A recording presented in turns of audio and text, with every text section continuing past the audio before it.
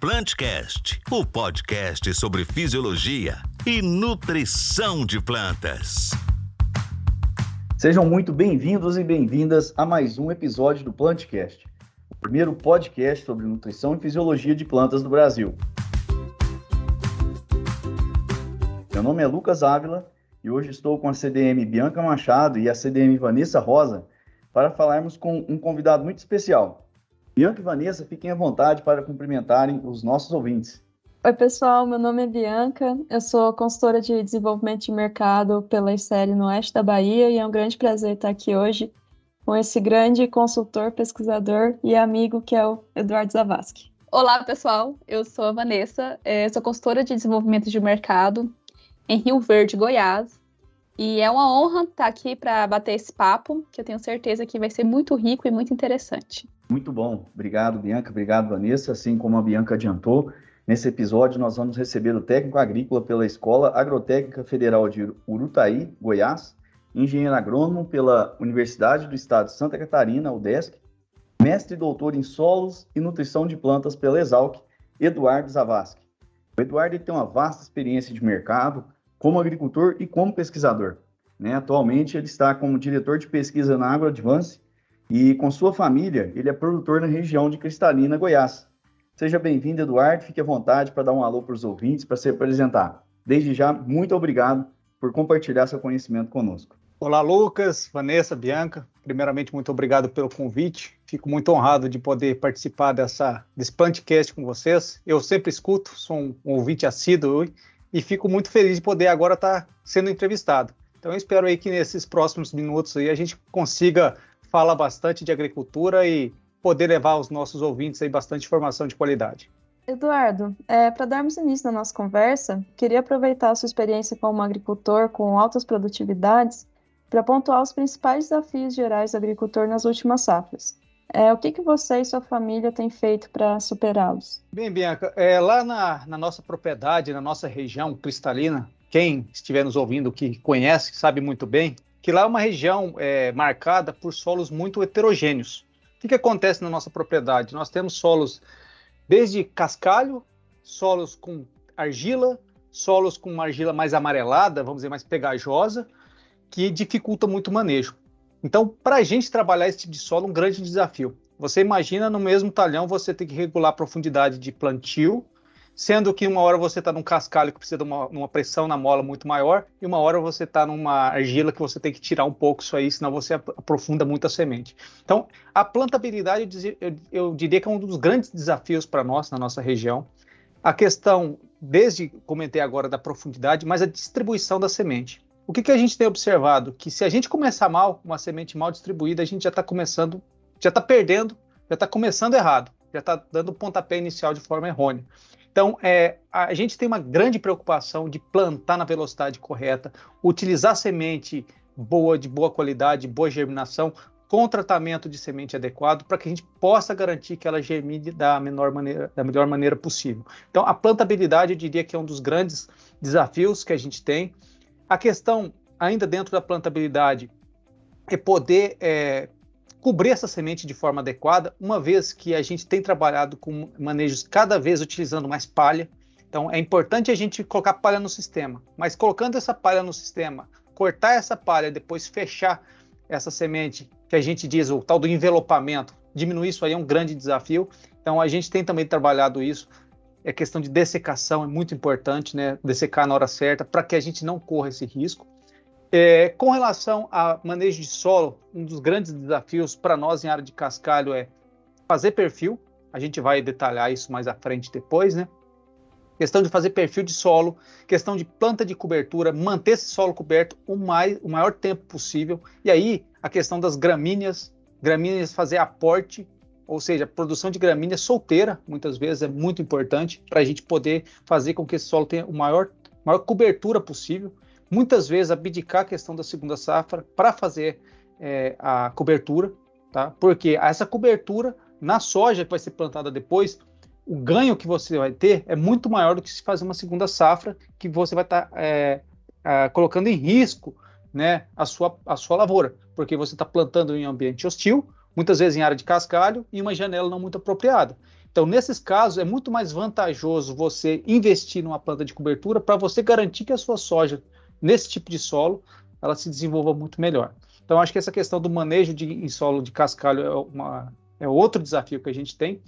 Uma questão que eu vejo muitos colegas falando, e eu concordo plenamente, a gente trabalha basicamente com a parte química do solo, mas hoje eu vejo que o principal gargalo na agricultura é compactação, que esse é o inimigo oculto, difícil de se medir, e é o que está tirando muita produtividade. Às vezes a gente faz um manejo nutricional excelente, a gente faz uma correção bem feita, coloca os biológicos na hora certa, só que a gente tem compactação do solo. E aí qual que é o problema? As nossas raízes não se desenvolvem de forma adequada, a gente não tem aeração no solo, a gente não tem uma adequada absorção dos nutrientes pelas culturas e água, porque tem-se compactação. E o que a gente tem trabalhado nesse sentido é, de tempos em tempos, se necessário, né, obviamente com critérios técnicos, fazer a escarificação desse solo e utilizar a planta de cobertura. Mais uma vez eu volto a frisar, planta de cobertura é essencial. Muitas vezes a gente tem que abrir mão da segunda safra para garantir uma saúde do solo e uma saúde física do solo, que hoje, na minha visão, é um dos principais gargalos da agricultura brasileira, a questão da compactação. Outro desafio grande para nós é a questão de plantas daninhas, que a gente está vendo o surgimento de plantas de difícil controle. Esse ano, só para vocês terem uma ideia, surgiu agora na nossa área uma erva chamada vassourinha de botão.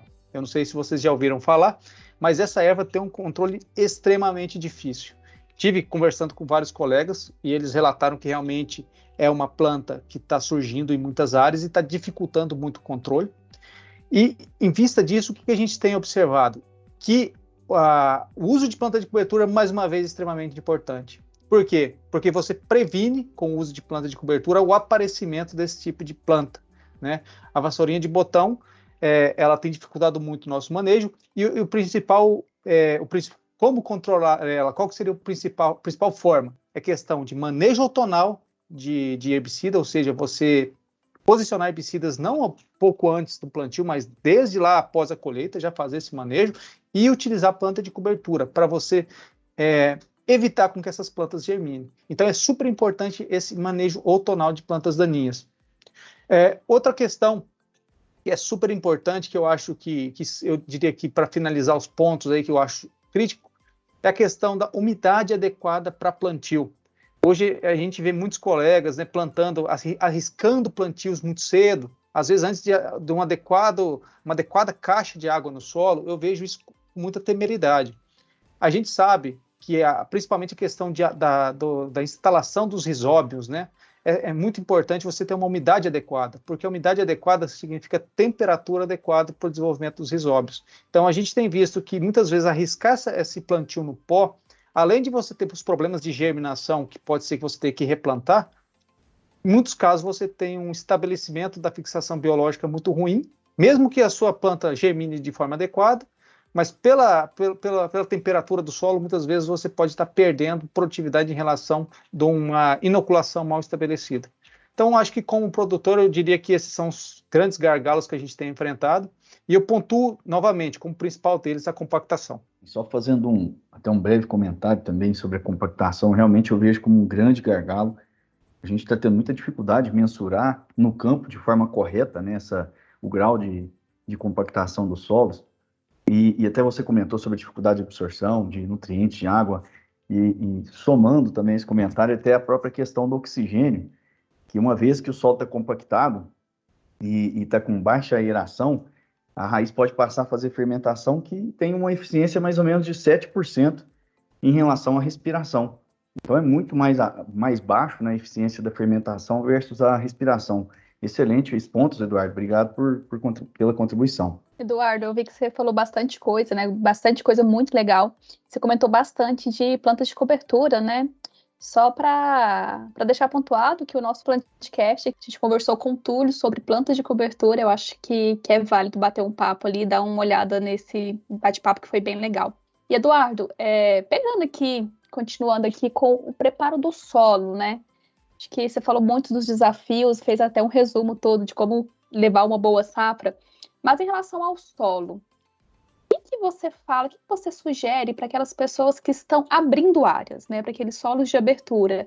E já encaixando outra pergunta junto aqui, e aqueles solos que já são produtivos há muitos anos, como que a gente continua tornando-os produtivos? Queria que você falasse um pouquinho desses 2 pontos para a gente. Joia, Vanessa, obrigado pela pergunta. É uma área que eu gosto muito de falar sobre, né? E principalmente na região que eu atuo, né? A região que a gente planta, é bastante desafiador, porque boa parte das nossas aberturas de área hoje são em áreas de cascalho. Então, você imagina o tamanho do desafio que é você manejar esse tipo de solo. Eu sempre falo, a abertura é a principal hora que você tem para mexer no solo. Então, quanto mais você puder mexer, melhor. Se você pudesse mexer a 1 metro, você mexeria, mas eu sei que isso, do ponto de vista operacional e econômico, é impossível. Mas o que a gente tem sugerido e o que a gente tem recomendado? Primeiro, cálculo de calagem visando no mínimo 40 centímetros de profundidade. E como que a gente calcula isso?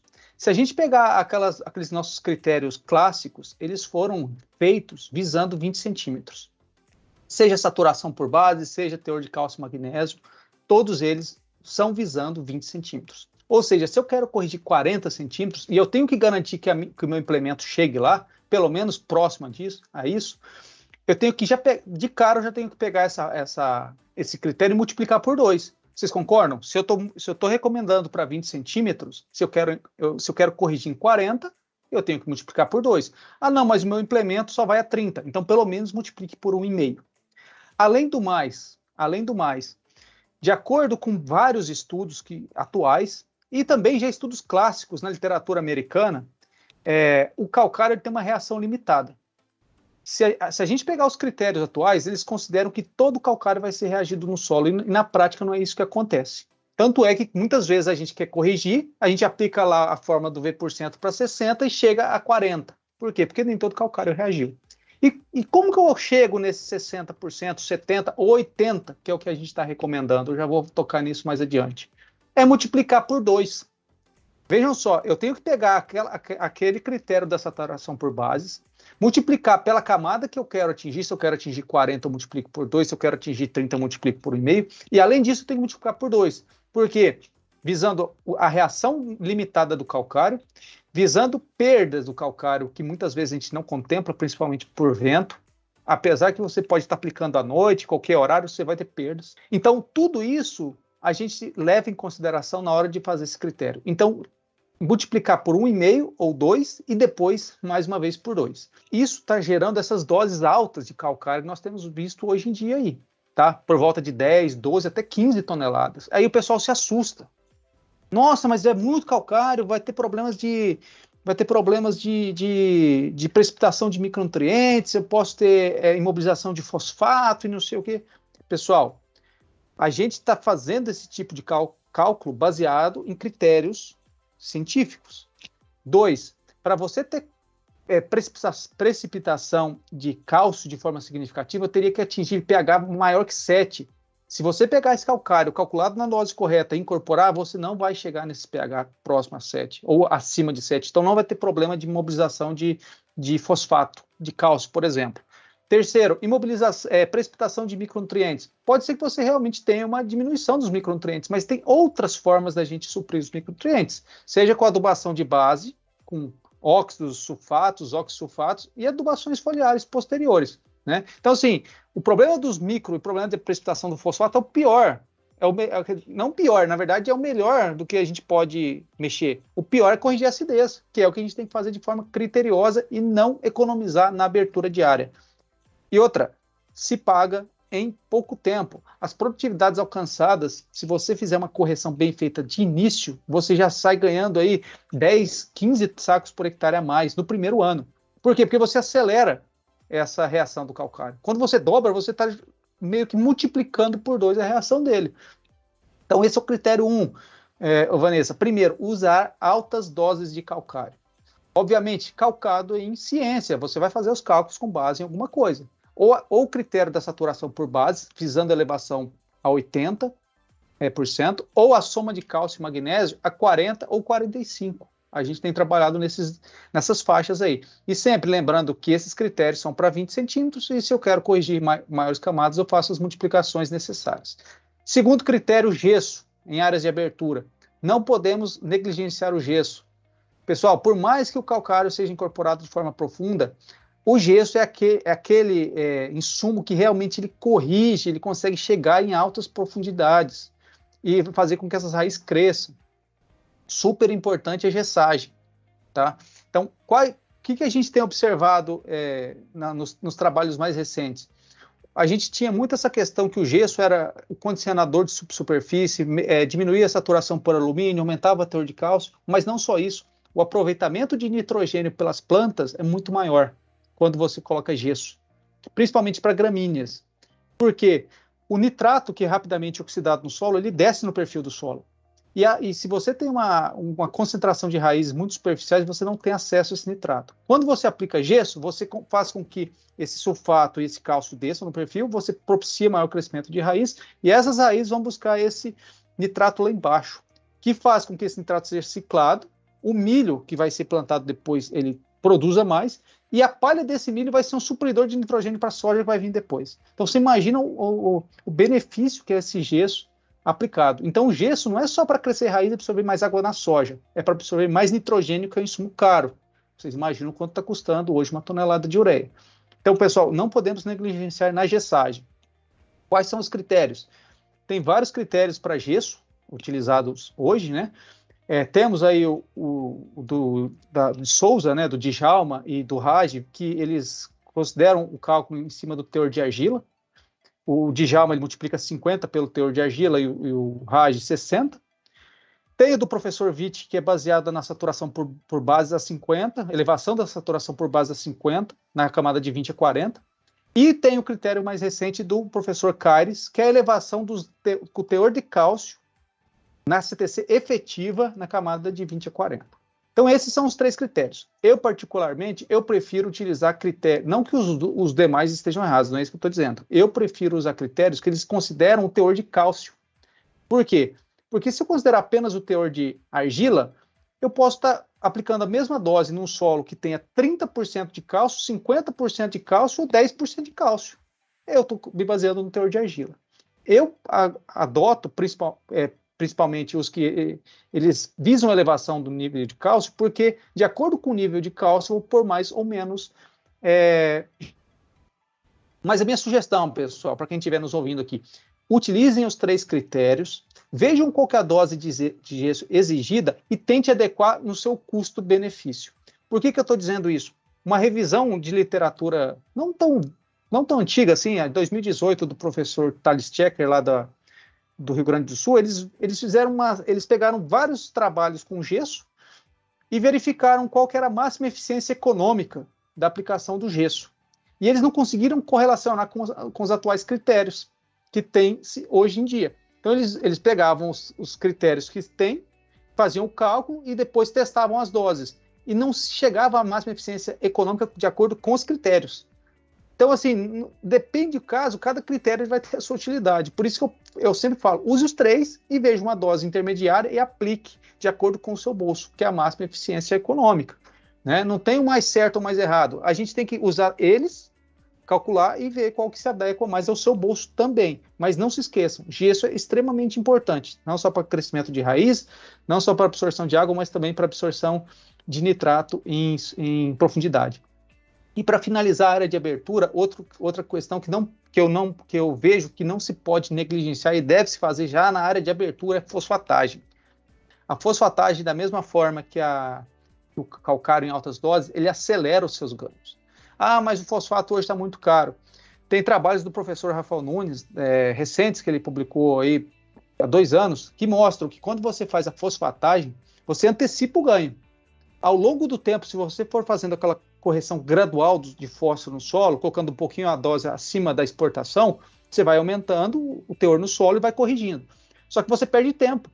E hoje nós estamos com custos muito elevados de semente, custo muito elevado da área, quem arrenda a área, custo muito elevado de herbicida, custo elevado de tudo.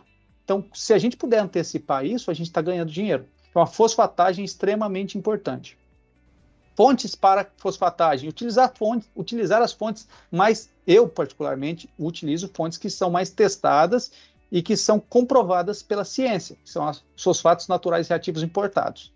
Os demais, decantados, parcialmente acidulados, eles estão sendo estudados agora. As pesquisas mais recentes têm mostrado que eles vão ter uma eficiência de 70%, por volta de 70% a 80% dos fosfatos naturais reativos, mas ainda estão sendo estudados. Então, se eu fosse recomendar fontes para fosfatagem, seriam fosfatos naturais reativos. Então, visando áreas de abertura, eu partiria dessa linha. Considerando áreas consolidadas, aí para a gente fechar, não esquecer da questão da exportação. A reposição, eu sempre falo, reposição sistemática dos nutrientes. Então, eu não posso negligenciar isso, porque eu vou empobrecer meu sistema. Só para vocês terem uma ideia, né, os colegas devem saber, a soja exporta nos grãos por volta de 20 a 25 quilos de K2O por tonelada produzida. Então, vocês imaginam uma soja aí de 70 sacos, ela está levando embora da área no mínimo 80 quilos de K2O. Só a soja, isso quer dizer quase 150 quilos de KCl. Só a soja está levando embora. Você vai ter que voltar 150 quilos no outro ano só para repor o que ela levou. E tem o milho. Ou seja, o sistema ele é muito exportador de potássio. Então, eu não posso negligenciar isso. Questão do fósforo. Muitas vezes a gente está utilizando doses muito altas em algumas áreas e baixas em outras. Então, cuidar isso. Se o seu teor no solo de fósforo está muito alto, pode até cortar a sua adubação fosfatada e investir esse dinheiro em outros nutrientes, seja o boro, seja o magnésio, seja o enxofre, que sim, eles podem dar muito mais resultado. Não esquecer daquele famoso barril de Liebig, né? Então, a questão é a reposição sistemática e a adubação equilibrada. E para finalizar, que eu acho super importante, é a questão da adubação foliar também, quando a gente fala em produção de soja. Por que adubação foliar? A adubação foliar ela não tem só o objetivo de fornecer nutrientes. Ela tem objetivo de estímulos fisiológicos, e muitas vezes, e em outras, mitigação de estresses, seja bióticos ou abióticos. Então, eu acho que em áreas já consolidadas, a reposição dos nutrientes, o equilíbrio nutricional, a adubação foliar e também o uso de plantas de cobertura sistemático são aí, do meu ponto de vista, os manejos que a gente deve priorizar. Excelente, Eduardo. Eu acho muito bem colocado mesmo. E até recentemente eu fui numa região para compartilhar um pouco com vocês, que é Roraima, onde a gente vê lá na prática muitas áreas de abertura ainda, e o que você falou vai casar perfeitamente para a turma. E outro ponto nessa viagem que eu tive a oportunidade de conviver e conversar com a turma lá, Eduardo, era a questão da importância da adequada nutrição TS e também foliar para a FBN. Né? São solos, a gente vê assim, a bactéria ela não é nativa, a soja não é nativa, e a gente tem que garantir essa boa nutrição para, de fato, acontecer um processo de fixação biológico eficiente. E quais as práticas assim que você acha válido para pontuar aí para os nossos ouvintes sobre a FBN, visando principalmente a nutrição dessas bactérias? Joia, Lucas. Esse assunto é outro assunto que eu gosto bastante de falar, que é a fixação biológica, né? E eu tenho visto que, e muitas vezes, ela é negligenciada. Para a gente começar a falar de FBN, eu sempre falo, né, que é um dos manejos mais baratos que tem maior retorno no investimento. Acho que, se for no cultivo de soja, é FBN. Eu começaria falando, principalmente com relação a você fazer a inoculação bem feita. O que é fazer a inoculação bem feita? É aquilo que eu comentei anteriormente. Primeiro, não plantar no pó. Plantou no pó, você está colocando a bactéria em altas temperaturas, você está matando as bactérias. Primeiro ponto. Então, plantio no pó é um veneno e você está deixando aquela maquinaria de produção de nitrogênio morrer. Então, você vai ficar muito mais dependente, talvez, de ter que aplicar um nitrogênio externo via mineral que não vai suprir nada da demanda da soja, porque você está matando uma fábrica de nitrogênio. Então, assim, plantio no pó, eu diria que é um dos principais venenos que se tem. Áreas de abertura, eu gosto muito de um conceito do professor Gil Câmara, que ele chama de inoculagem. Né? A gente tem a calagem, a gente tem a fosfatagem, a gente tem a gessagem e a gente tem a inoculagem. Né? Esse sufixo agem aí, ele é de grandes volumes, né? Então é inoculagem, você aplicar uma dose alta de inoculante. Então em áreas de abertura a gente tem visto 10 doses de inoculante por hectare, por quê? Porque não tem nada ali. Então eu tenho que colocar uma carga alta mesmo. É a mesma coisa num solo que não tem cálcio, não tem magnésio, tem acidez alta, eu tenho que pôr uma carga alta de calcário. Uma coisa, ô Lucas, que eu tenho visto assim, que tem dado resultados impressionantes, e eu tenho recomendado para todo mundo que eu converso, tem que colocar aplicador de suco de plantio. Eu vou citar para você um trabalho aqui, que foi recentemente publicado, uma tese, pessoal, uma tese, eu recomendo que vocês leiam. Ela foi orientada pelo professor Paulo Arbex e co-orientada pelo professor Gil Câmara, é de um aluno chamado Tiago Correia, hoje, se eu não me engano, ele é professor na UNB, e ele publicou essa tese em 2015. Depois vocês deem um Google aí e procurem essa tese, bem interessante. O que eles compararam nessa tese aí? Compararam várias coisas, muito de plantabilidade, que é a área do professor Paulo Arbex, mas também muito da parte de FBN, que é a parte do professor Gil. Eles verificaram, isso está uma tese, foi feito experimento com repetição, um delineamento experimental todo, né, cuidadoso. Eles verificaram ganhos de 5, quase 6 sacos por hectare, quando comparado a aplicação no sulco versus adubação, tratamento de semente. Isso em área velha. Em área nova, o ganho foi de quase 8 sacos por hectare. Aumento, pessoal, de quase 30% no número de nódulos, quando eles fizeram a aplicação no sulco, em relação à aplicação no tratamento de semente. Outra informação muito importante da tese, eles compararam além de uso no sulco e uso no tratamento de semente, qual que era a dose que eles deveriam aplicar. Eles chegaram até a dose 5 vezes a dose recomendada, 5 doses de inoculante. Na área nova, a partir de 4 doses, eles começaram a verificar ausência de incremento de produtividade. Então, qual foi a conclusão? Em áreas mais velhas, 4 doses a 5 doses de inoculante seriam suficientes. Na área nova, eles viram crescimento linear até a 5ª dose. Como eles pararam na 5ª dose, provavelmente se eles tivessem continuado, talvez teria incremento. Ou seja, aquele conceito da inoculagem que eu acabei de falar, provavelmente aí caberia nessa área nova. Outra informação importante, qual que foi a dose que eles utilizaram de volume no aplicador? Entre 40 a 50 litros por hectare foi a melhor dose. Eles viram que na área nova, não teve muita diferença de 10 a 50 litros por hectare. Na área velha, entre 40 e 50, eles viram uma boa resposta. Ou seja, recomendação prática, entre 30 e 50 litros seria uma boa aplicação. Por quê? E aí eles concluem no trabalho por que eles acham que aumentar a dose e aumentar volume de cauda, você tem aumento de produtividade. Porque você tem aumento do contato do micro-organismo com a rizosfera. Porque você concentra mais a cauda e você põe mais cauda. Você imagina, porque você aumenta o contato de cauda e você tem uma cauda mais concentrada. Então, quanto mais você concentrar e mais aplicar, você tem um resultado um resultado melhor. Então, pessoal, essa seria a primeira dica que eu dou. Eu sempre falo, se puder colocar aplicador no sulco, coloque. E mais uma coisa, por que disso? O professor Gil Câmara fala muito disso, né? Questão de mortalidade de micro-organismo. Ele comenta que quando você aplica no tratamento de semente o micro-organismo, você tem uma mortalidade de 80%. E quando você tem no suco de plantio, desde que você faça o manejo correto, não misture, obviamente, lá pesticidas, né?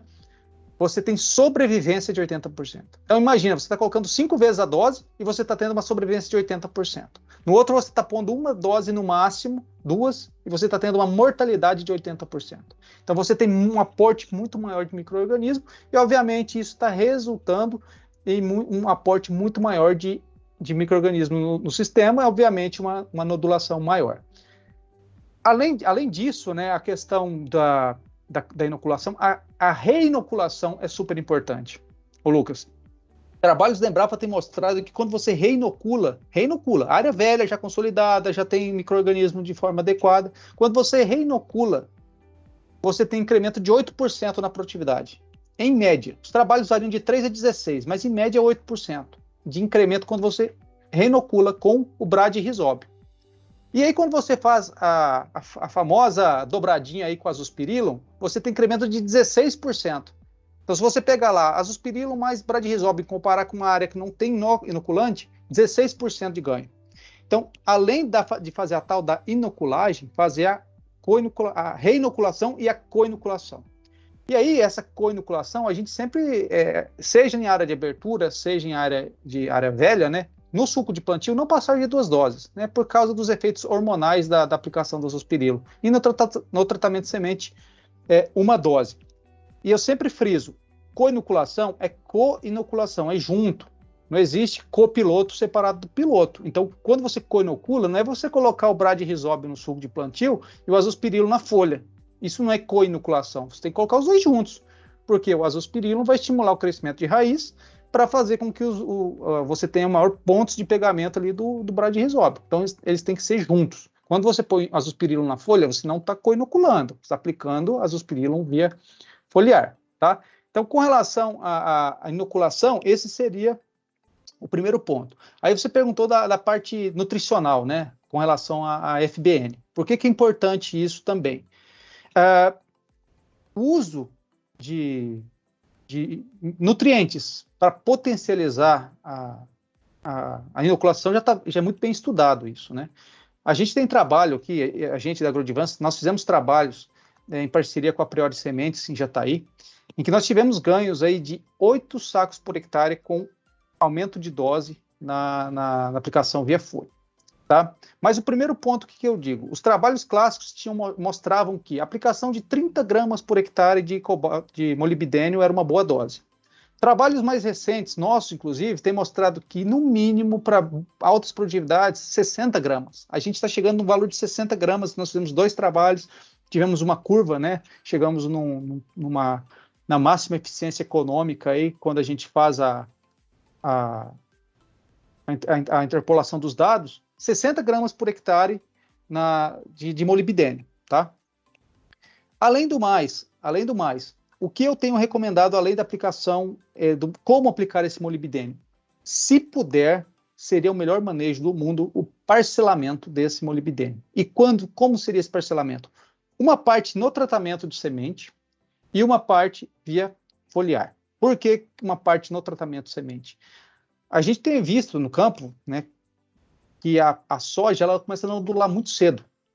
Então, se a gente deixar para aplicar todo o molibdênio, o cobalto e o níquel lá no V4, a gente está perdendo potencial. Se a gente tiver um déficit desses elementos ali no início da nodulação, a gente está perdendo potencial. Então, coloque um pouco no tratamento de semente, porque na semente você consegue distribuir bem e você garante um aporte inicial para as bactérias ali, para potencializar a FBN. E o restante via folha, tá? O que a gente tem recomendado? Por volta de 20 gramas de molibdênio ali, 20 gramas de molibdênio, 2 gramas ali de cobalto, níquel por volta de 2 a 3 gramas também, no tratamento de semente, e complementação via foliar. É importante essa complementação via foliar? Porque você não vai colocar essas 60 gramas que eu comentei na semente, é muito. E a gente tem visto respostas à aplicação de doses maiores de molibdênio, tá?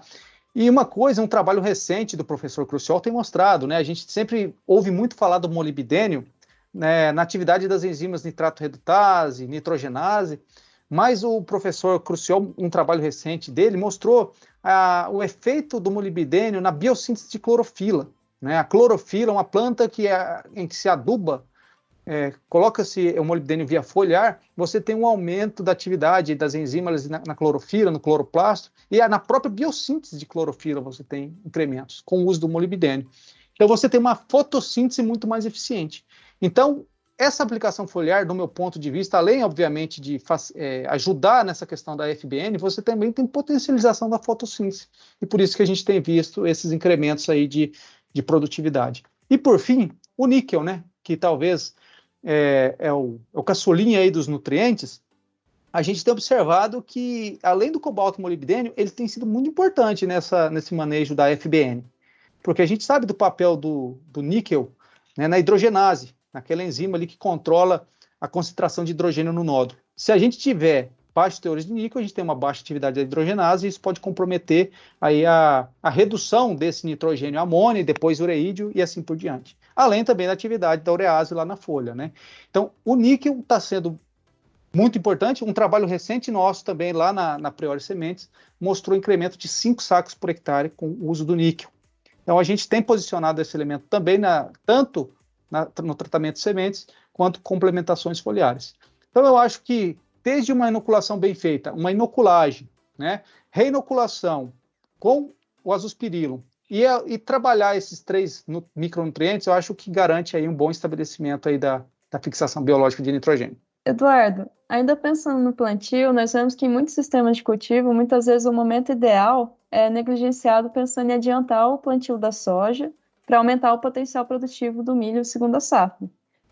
Explica para a gente sobre a importância do correto time de plantio e o que você tem observado de resultados de pesquisa sobre população de plantas. Boa pergunta, Bianca. Assim, acho que um dos pontos já com relação a time de plantio, eu comentei, né, a questão do plantio no pó, que se você bobear nisso, você pode ter um mau estabelecimento da sua lavoura, e aí você já parte de um ponto ruim, né? Então você já não tem o estabelecimento adequado. Muitas vezes, quando adianta muito o plantio, a gente corre o risco de colocar essa cultura numa janela inadequada para o resto do ciclo dela, não só o estabelecimento.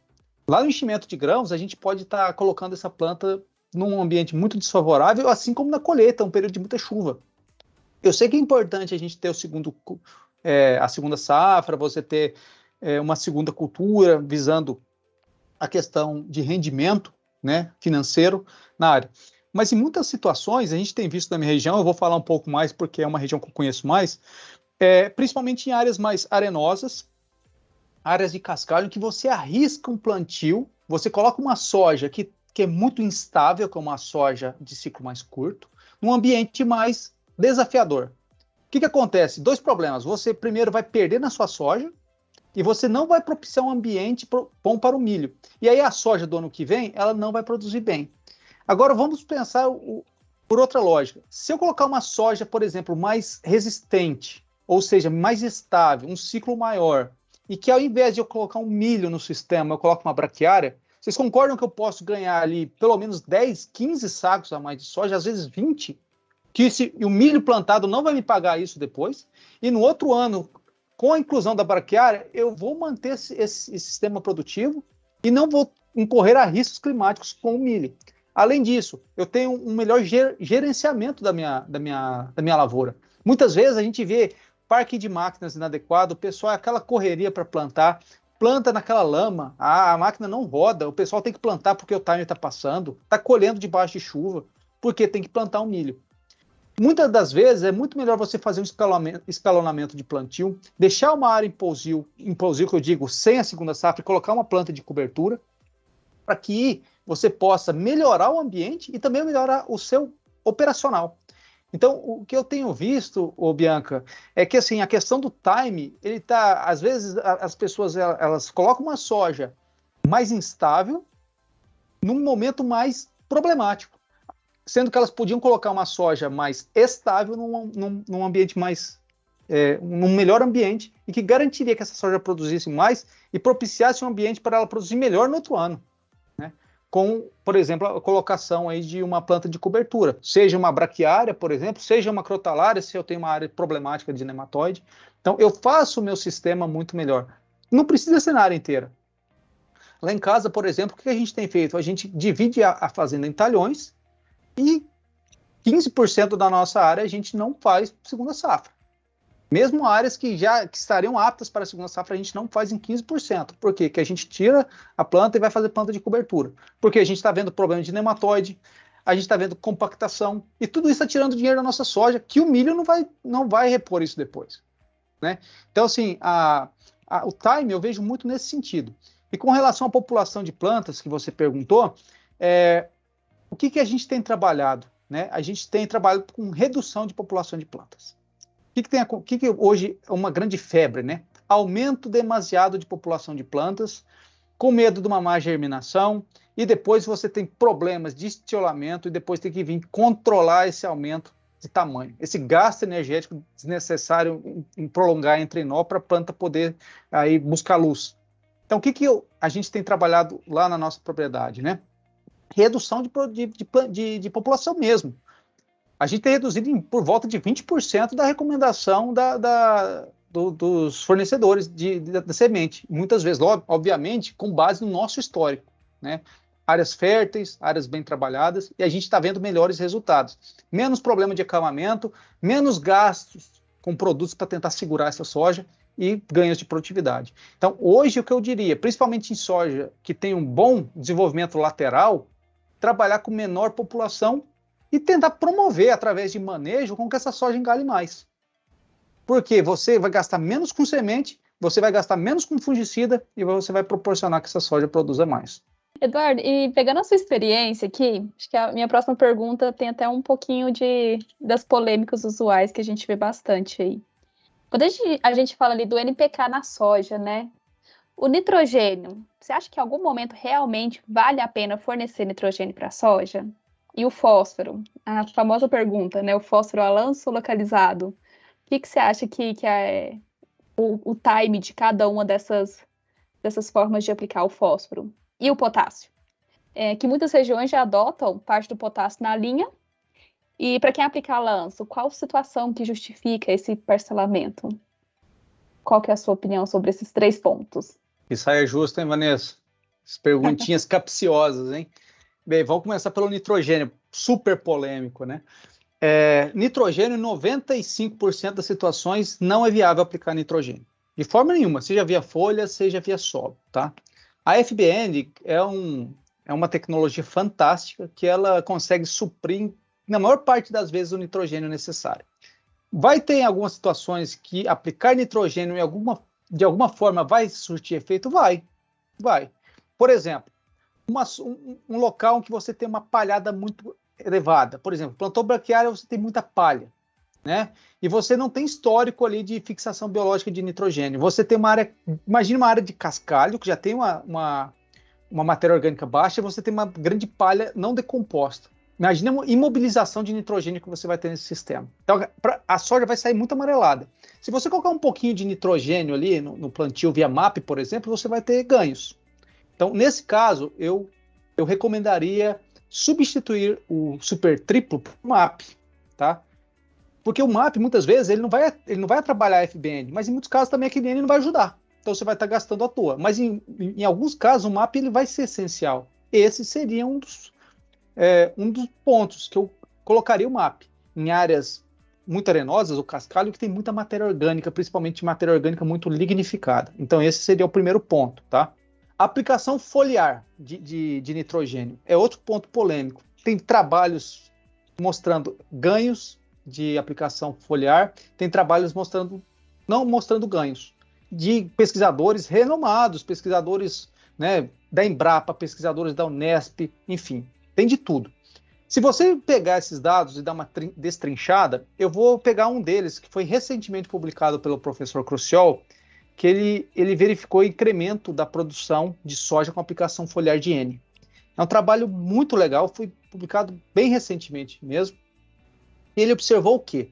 Que quando você aplica o nitrogênio na soja, ele teve ganhos ali de 10% de 10% de incremento de ganho. E o que ele diz, né, no trabalho, na conclusão do trabalho?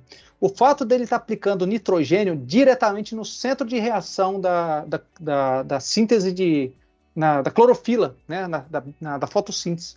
Imagine, a gente sabe que a clorofila ela é um magnésio rodeado por 4 nitrogênios. E aí, de repente, você aplica uma quantidade imensa de nitrogênio, porque a planta ela tem uma absorção diária, só que, de repente, você aplica um monte de nitrogênio lá dentro do centro de reação da fotossíntese. O que eles observaram?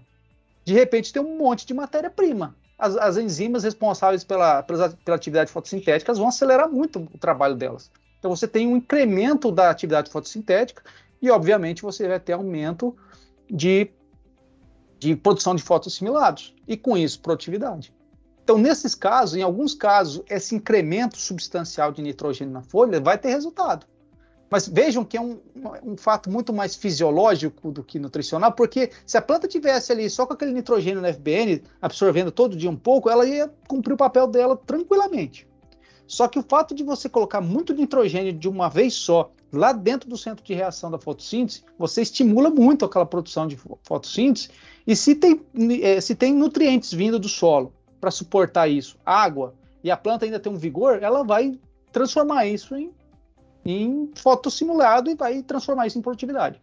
Então, sim, a aplicação de nitrogênio, em alguns casos, ela pode dar resultado. Então, na maioria dos casos, não. Via solo, é muito pontual isso que eu comentei, né? Lá no início do plantio, uma soja plantada em cascalho, muita palha e foliar em alguns casos também. Então, aí, resumindo, vale a pena testar, investir nessa aplicação de nitrogênio em alguns casos, principalmente se a gente tem um solo que tem uma restrição maior de matéria orgânica. Concorda que essa embebição de nitrogênio ela pode ser um pouco mais prejudicada, talvez? E aí essa aplicação mais alta de uma vez só, ela pode ter um resultado maior? Então, é de se testar, tá? Por que eu falo que é de se testar? Eu não estou tirando o corpo fora. É porque em alguns casos pode dar resultado e outros não. E depende muito do local que você está fazendo. Então, dentro do seu local, teste essa tecnologia. Segundo ponto é com relação a fósforo, né? Que se perguntou a aplicação a lanço, a aplicação no suco de plantio. A gente não pode lutar contra a realidade.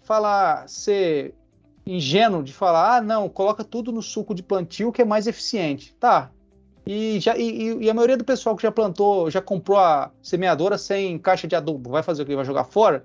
Não tem o que fazer, né? Só que é o seguinte, o que os trabalhos e as pesquisas têm mostrado, né? Que áreas com fertilidade construída, e quando a gente diz fertilidade construída, é de 0 a 20 centímetros. Então, amostrar de forma estratificada. Não adianta mostrar de 0 a 20 e analisar e eu ter lá 20, 25 miligramas por decímetro cúbico de fósforo. Beleza, está construída a fertilidade. Mas quem garante que esse fósforo está distribuído no perfil? Então, eu tenho que ver se ele está no perfil. Então, fertilidade construída no perfil. Se você tem, então, estratifica. Pelo menos 0 a 10, 10, 20. Se puder, 0,5, 5 a 10, 10, 20. Mas pelo menos 0,10. Se eu tenho bons teores de fósforo de 0 a 10 e 10 a 20, pelo menos no nível crítico, aí sim eu posso começar a pensar a trabalhar fósforo a lanço. Outra questão, se eu não tenho risco de erosão, né? Escorrimento superficial. Por quê? Se eu aplicar o fósforo a lanço, eu vou ter todo aquele fósforo na superfície, altamente solúvel, vai vir uma chuva, vai solubilizar esse fósforo e vai embora. Você está perdendo fósforo por erosão laminar. Então, se não tem risco de erosão e tem fertilidade construída, e fertilidade construída é no perfil, com amostragens estratificadas, aí eu acho que pode aplicar sem problema o fósforo a lanço. Os trabalhos aí do professor Nunes têm mostrado bastante, né, bem robustos, né, que a aplicação a lanço tem dado bons resultados. Obviamente, quando você está construindo o solo, vamos colocar esse solo aí de forma mais profunda, de forma localizada, para evitar também perdas no perfil de solo. Tá? Essa é com relação ao fósforo. Com relação ao potássio, essa pergunta é boa também, porque muitas vezes o pessoal negligencia o potássio e acha que o potássio é muito, muito móvel no solo, e não é bem assim. A gente sabe que o potássio, boa parte do potássio, ele tem uma movimentação no solo parecida com o fósforo, por difusão. Então, se eu tenho baixas concentrações de potássio no solo, e aí quando eu digo baixas concentrações, vamos colocar número nisso para facilitar a compreensão. 0,7 milimol de carga, né? Ou por volta aí de 25 miligramas por decímetro cúbico de potássio. Se eu tenho níveis abaixo disso, 0,7 milimol de carga, trabalhar, se possível, com um pouco de potássio no suco de semeadura. Por quê? Porque você garante um estabelecimento inicial da cultura para que ela cresça em raiz e ela vá buscar esse potássio aí que você aplicou a lanço. Porque você tem uma concentração muito baixa de potássio. E tem trabalhos mostrando, e na prática a gente vê, né, solos têm baixo potássio, quando você põe um pouquinho de potássio no suco ali, ela tem um vigor maior, da mesma forma que muitas vezes você põe um MAP, né?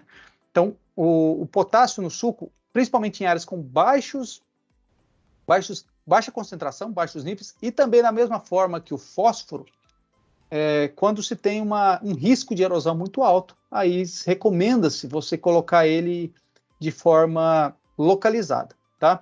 E aí você perguntou com relação a parcelamento, né? Quando parcelar, qual que seria a melhor estratégia de parcelamento do potássio? Eu vejo assim, ó, uma vez que meu solo tá com bons níveis, eu não preciso localizar esse potássio.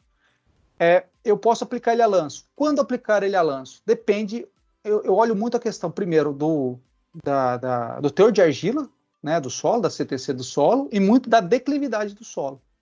Não adianta ter um solo argiloso, com bons níveis aí, uma boa CTC, se ele é declivoso. Se você aplicar esse potássio, vai vir uma chuva, vai levar ele embora. E a gente sabe, as primeiras chuvas ali, as primeiras chuvas do período, né, no início, quando se começa o período das chuvas, as primeiras, elas são muito fortes, torrenciais, e o solo está seco. E muitas vezes aquela água não infiltra direito, ela escorre. Então imagina se está todo o seu potássio ali. Você tem uma perda por escorrimento muito alta. Então, qual que é a melhor estratégia? Você esperar chover, né? Esperar estar mais próximo ao plantio. Se possível, se o seu solo tem bons níveis, espera plantar, né? Já uma pequena germinação das plantas, e aí sim aplicar o potássio. A gente tem visto, se eu fosse para eu optar entre uma aplicação só, eu colocaria ela toda em pós-emergência, se meu solo tem bons níveis. Por quê? Se meu solo tem bons níveis, eu garanto a minha emergência com o que tem no solo. Tem bons níveis. Teoricamente, o que eu vou aplicar de potássio é só para pagar o que a soja vai levar embora e manter minha fertilidade. Então, pode-se utilizar esse potássio em pós-emergência. Lembrando que grande parte da absorção do potássio pela soja se dá até V4, então a gente não pode passar muito disso, tá? Então, no máximo até V4. Mas se não tiver essa opção, né, aplicar ele antes. E aí, se for aplicar antes, observar muito a declividade e o teor de argila. Teor de argila alto, baixa declividade, pode aplicar antes, mas se puder, quanto mais próximo do plantio, melhor. Mas, resumindo, meu manejo, se fosse para eu escolher uma forma de aplicar potássio a lanço, seria pós-plantio, em solos já com fertilidade construída, e não passar do V4, que a partir dali a planta vai ter uma demanda muito grande. Bem, uma última informação que eu gostaria de comentar é o seguinte, por que é importante a gente lembrar, né, priorizar essa questão da aplicação do potássio visando escorrimento superficial. Pouca gente estuda realmente como que é a mobilização do potássio no perfil. Tá? Muita gente fala potássio lixivia, mas quem que estuda isso de fato? Poucos trabalhos realmente medem, através de lisímetro, através de coletas, quanto do solo que percola no perfil. Tem um trabalho do professor Sereta, lá do Rio Grande do Sul, que é um dos poucos trabalhos no Brasil que realmente mediram isso. E o que eles observaram? Ao contrário do que a gente pensa, a maior parte das perdas de potássio foram por escorrimento superficial. Ele aplicou potássio e ele observou perda de 13% por escorrimento e 0,3% por lixiviação. E não era um solo muito argiloso, era um solo de textura média. Ou seja, a gente tem que priorizar o manejo de potássio muito mais pensando em escorrimento superficial do que lixiviação propriamente dita. Tá? Então, por isso que eu falo que o manejo do potássio, solos bem construídos, tente colocar esse potássio quanto mais próximo do plantio e, se puder, até pós-plantio. Eduardo, você é um dos pioneiros em publicações com aplicação foliar de magnésio no período reprodutivo de soja e milho. Você pode compartilhar alguns dos resultados que vocês obteram nas pesquisas? Bem, Bianca, boa pergunta. Eu tive a felicidade de participar desse trabalho, que foi conduzido pela equipe do professor Witt, lá do GAP. Inclusive o Rafael Gil, que trabalha com vocês, participou também desse trabalho, né? Foi conduzido em Uberlândia. E tivemos achados bem interessantes nessa pesquisa. A gente fez o estudo tanto em milho quanto em soja. Na cultura da soja, nós obtivemos ganhos de 5 sacos por hectare com aplicação de magnésio foliar. A dose que teve melhor rendimento foi por volta de 500 gramas por hectare de magnésio. E no milho nós tivemos ganhos aí de 10 a 13 sacos por hectare com aplicação por volta de 900 gramas por hectare. A fonte que nós utilizamos nesse trabalho foi sulfato de magnésio. A época de aplicação, nesse caso, não teve muita influência. A gente fez aplicações tanto em V4, ou R1, ou R5. A gente fez essas 3 épocas. Uma ou outra, não as 3, de uma vez só, né? Hoje a gente obteve um pequeno ganho em peso de grão quando a gente colocou lá no R5. Mas na produtividade, não teve efeito nenhum. Depois disso, eu fiz um experimento também em parceria com a Priori Sementes, lá em Jataí, que a gente utilizou como fonte cloreto de magnésio. E nesse trabalho, também por volta de 400 a 600 gramas de magnésio por hectare, nós tivemos os melhores ganhos. Ganhos de 4 sacos de soja por hectare. Vejam, muito parecido com os ganhos lá de Uberlândia. E eu recomendo a leitura também de um artigo recente da equipe do professor Cruciol sobre a aplicação de magnésio foliar. E veja o que interessante, ele aplicou 500 gramas por hectare de magnésio Ele usou a fonte cloreto de magnésio. E vejam que interessante, o solo que ele fez, o estudo, já tinha 15 milimol de carga por decímetro cúbico de magnésio, e ele tinha feito a correção para levar a saturação por base a 80% usando calcário dolomítico. Então vejam que o problema não era solo, ele tinha teor adequado no solo de magnésio. E aí ele aplicou o magnésio em R4, e o que ele obteve de resposta em produtividade? Quase 17%. 16% no ano e 17% no outro. Mais ou menos por volta de 9 sacos por hectare de soja, com aplicação de magnésio. E o que o professor Cruciol ele observou nos ensaios dele? Aumento muito alto de enzimas, principalmente enzimas ligadas à etapa de fotoassimilação de carbono, por exemplo, a rubisco. Um aumento muito grande da atividade da rubisco. Para quem não lembra, né, a rubisco é aquela enzima responsável por reduzir o CO2, a Vanessa vai saber explicar muito melhor do que eu isso, né, ela é fisiologista, reduzir o CO2 a carboidratos. A rubisco faz esse papel, a grosso modo. E a gente tem um aumento muito alto da atividade da rubisco com aplicação de magnésio. E isso foi constatado nesse trabalho do professor Cruciol, entre outras enzimas, né? Essa foi uma delas. E isso tudo resultou no aumento de produtividade. O que eu tenho recomendado, né, de aplicação foliar de magnésio? Então, a gente teve esses 3 trabalhos científicos publicados, 2 deles publicados, com esses ganhos. Na prática, o que eu tenho feito? Eu tenho aplicado por volta de 500 a 750 gramas de magnésio em 3 vezes. V4, R1 e R5.1. Por que eu tenho feito essa partição, né, esse parcelamento do magnésio via folha? Quando eu viso aplicação no V4, eu viso aumento da atividade fotossintética, translocação de açúcares das folhas para as raízes. Nesse período, a planta está crescendo muito o sistema radicular. E ela precisa de muito carboidrato das folhas. Então, o magnésio tem um papel muito importante nisso. Outra questão, o magnésio ele é muito importante na produção ou na indução de produção de flavonoide. Flavonoide, a gente sabe que é aquele sinal químico que a planta manda para a fixação biológica de nitrogênio, lá para as bactérias. E o magnésio tem um papel importante. Então, no V4, essa seria a principal função dessa aplicação foliar. Lá no R1, a planta começa a drenar muito fotossimilado para as flores, né? A gente tem uma exigência muito alta de fotossimilados para as flores. Então, uma segunda aplicação de magnésio aí é super importante, porque é uma etapa de alta demanda fotossintética, então você vai aumentar a atividade fotossintética e você vai aumentar a translocação para as flores. E lá no R5.1, eu estou visando enchimento de grão, também translocação de fotossimilado das folhas para os grãos. Então, esse parcelamento é muito mais interessante do que você apostar todas as suas fichas em uma única aplicação. Além de você minimizar erros, a gente sabe que há chances de erros, eu também consigo posicionar esse magnésio de forma mais adequada em 3 vezes. Então, basicamente, a aplicação de magnésio tem dado resultados super interessantes e é uma recomendação hoje padrão, né, que tem dado, se for para eu elencar entre as aplicações foliares que dão mais rendimento à cultura da soja, eu colocaria a aplicação de magnésio foliar em primeiro lugar. Muito bacana, Eduardo. Até tem um artigo interessante que saiu recentemente. Ele é mais genérico, né, mas mostrando assim que o magnésio ele pode ativar, né, e ser um fator importante, um elemento importante para ativar mais ou menos 16% das enzimas dos seres biológicos em geral. É amplo, mas já dá uma noção aí disso que você comentou, desse papel, vamos dizer, um coringa dentro do metabolismo vegetal aí, o magnésio. Bem bacana. E além do magnésio, Eduardo, o bório e o enxofre eles são outros nutrientes assim, desafiadores em relação ao manejo. E a gente tem visto um aumento de produtividade significativo na maior parte das áreas e muitas vezes esses 2 nutrientes eles têm limitada produtividade. E aí se puder compartilhar com os nossos ouvintes aí alguns manejos, algumas fontes, algo que você vê que é importante adotar para melhorar o manejo com enxofre e com boro também. Não, legal, Lucas. Obrigado pela pergunta. Eu gosto muito de falar sobre o boro, porque eu tive a felicidade de participar e até ser o organizador do segundo Boron Day Brasil, que foi organizado lá pelo GAP, pela Exalc, né?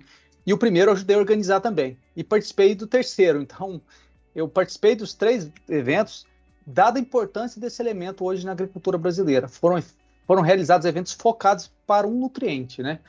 Por quê? Porque a gente tem visto que ele tem dado ganhos enormes para para a produtividade da soja. O professor Witt, ele gosta de dizer que o boro é o novo macronutriente, né? É um micronutriente que é o novo macro em termos de ganho, né? Mas o boro, o Lucas, o que a gente tem visto na prática, né? O que eu tenho feito na prática? Com base em resultados experimentais que nós temos feito e com base em manejo, né? Que a gente tem observado nas lavouras. Lá com o nosso parceiro também, Jataí, na Priori Sementes, nós fizemos um teste muito interessante.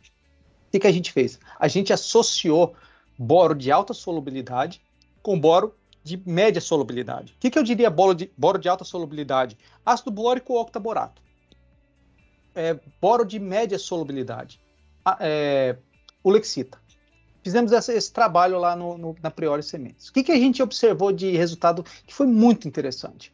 Quando a gente aplica a fonte de boro, independente qual delas, a gente tem ganho de produtividade. Ou seja, precisa colocar boro, pessoal. Não adianta, não tem para onde correr, né? Eu não consegui comprar o Lexita. Coloque pelo menos um pouco de ácido bórico na dessecação, já vai fazer um efeito.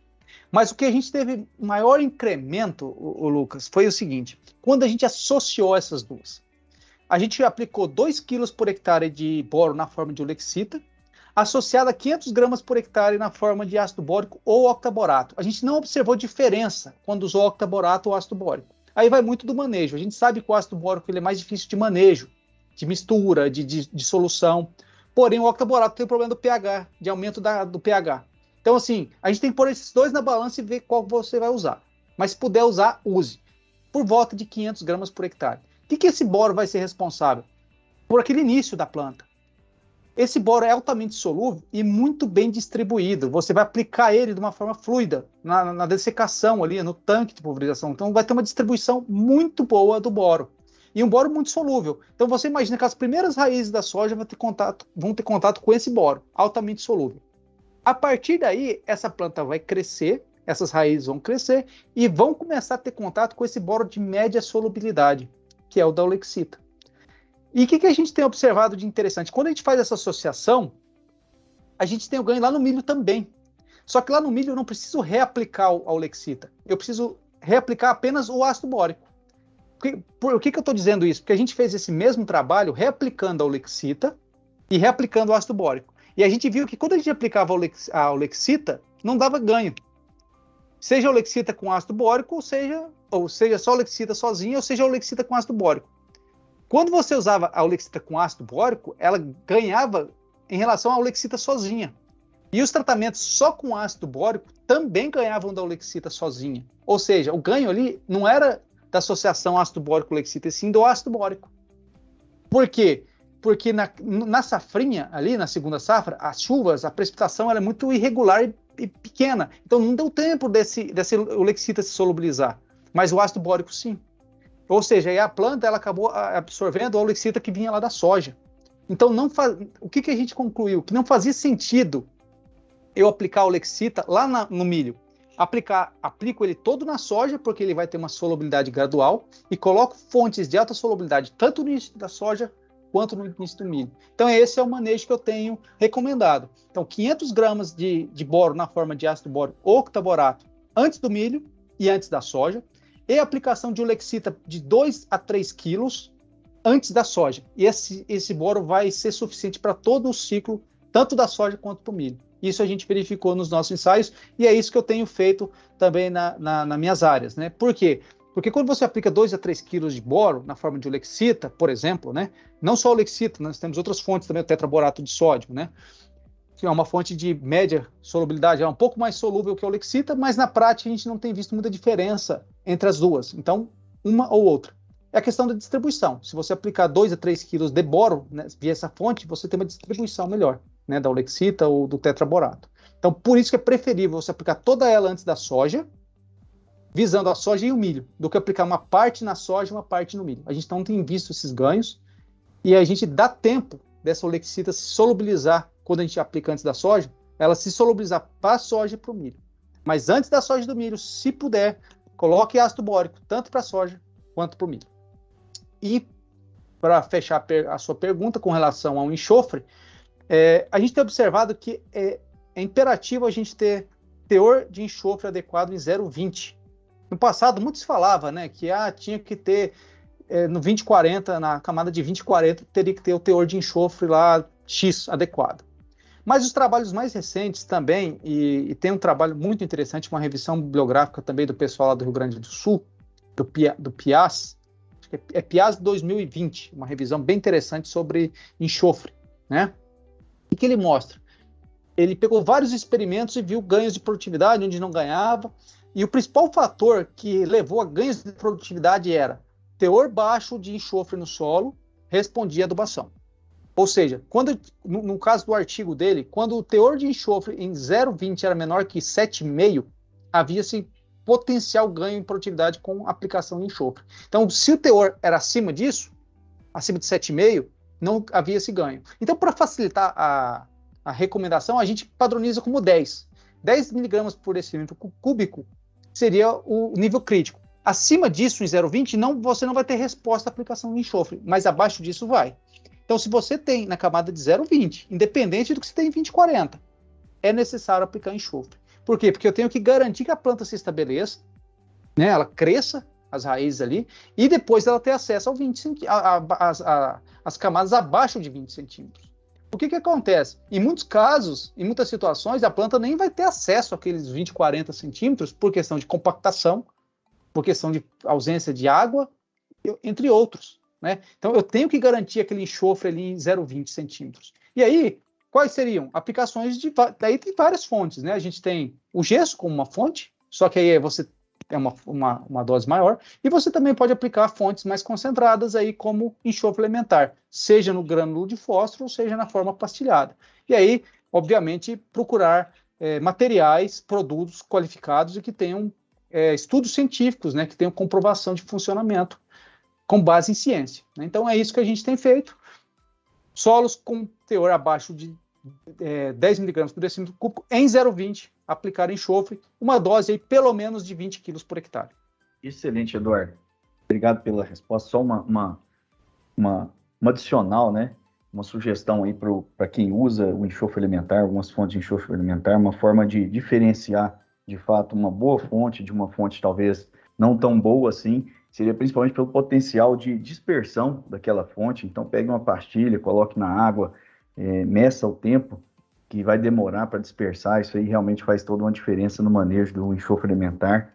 Eduardo, eu quero te agradecer muito, obrigado aí por esse rico Plantcast que a gente gravou aqui. Obrigado, Vanessa, obrigado, Bianca, pelas contribuições, muito bom. E quero passar a palavra para você, Eduardo, para você deixar aqui as considerações finais para os nossos ouvintes.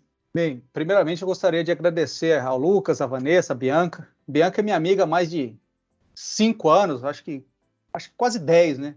A gente se conhece, então ela me fez esse convite, fiquei muito feliz mesmo. A Vanessa também, a conheço aí há mais de ano aí também. A gente esteve junto lá em Rio Verde, então eu fico muito satisfeito. 2 pessoas aí que eu gosto, que eu admiro, me convidaram, eu aceitei de pronto participar. E também porque sou fã aí do Plantcast, né? Eu sempre escuto, né? Vocês trouxeram grandes nomes aí para falar e eu me sinto muito honrado de poder estar participando. E espero que essas informações que eu trouxe, alguma informação, algum minuto desse nosso bate-papo, se ele servir para alguma pessoa mudar o manejo ou despertar uma centelha de curiosidade que ela pode melhorar no manejo, eu me dou por satisfeito, me coloco à disposição para quem quiser entrar em contato, enfim, tirar dúvidas e dizer que a gente está de portas abertas e sempre que precisar da gente, a gente está à disposição. É isso, brigadão, viu, Eduardo? Obrigado mesmo, parabéns pelo rico conteúdo que você deixou aqui para todos nós. Quero aproveitar esse Plantcast para agradecer também o Lucas, o Franklin, todo o nosso time de comunicação, que sempre faz uma edição com muito carinho aí para os nossos ouvintes. E aproveito também para agradecer todos os nossos ouvintes, né? Só que tem mais de 136 mil reproduções. Nós somos o 19º no ranking Ciência do Spotify. Isso, sem dúvidas, reforça aí a força do agro rentável e inovador que nós temos no Brasil. Então, quero agradecer a cada um dos ouvintes. Muito obrigado. Obrigado, Eduardo. Obrigado, meninas.